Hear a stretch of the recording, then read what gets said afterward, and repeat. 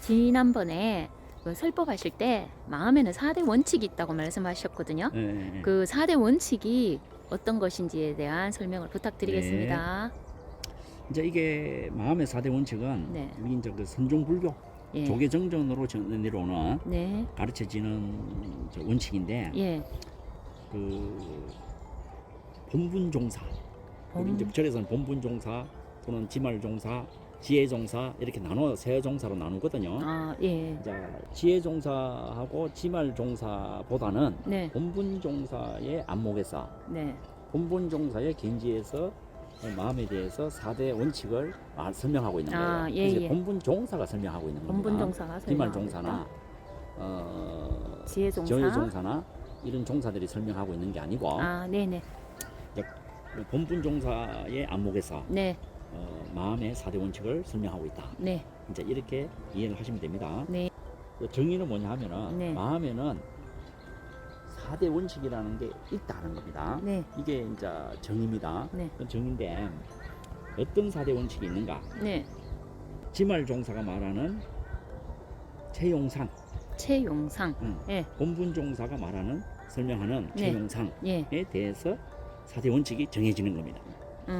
예. 마음에 대해서. 예, 예. 이 마음에 대해서 4대 원칙이 네. 본분종사 입장에서 4대 원칙이 정해지고 예. 지말종사 입장에서 4대 원칙이 정해지는데 예.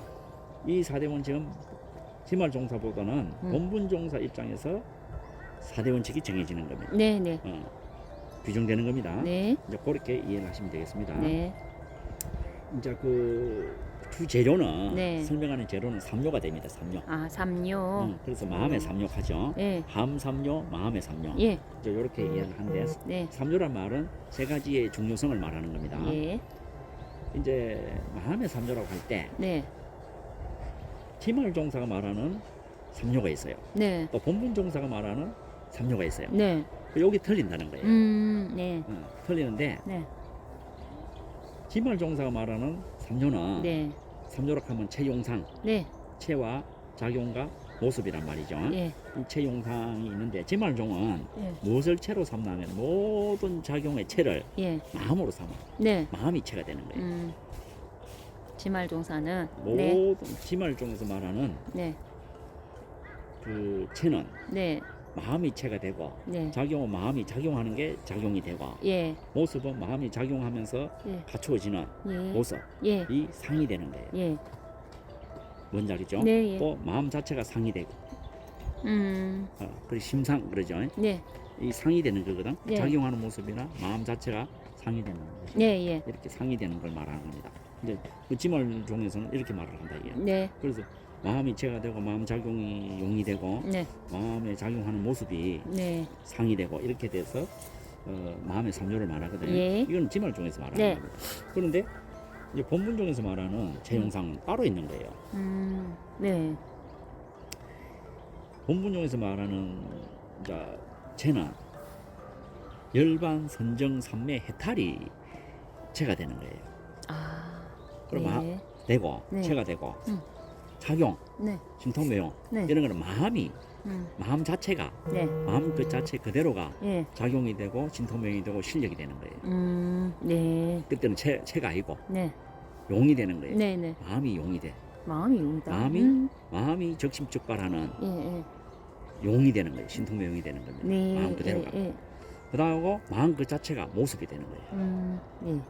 틀리죠? 네. 마음이 체가 되는 게 아니라 마음을 예, 영용으로 예. 본단 말이지. 네. 그럼 체는 선정으로 보는 거예요. 네. 열반 선정.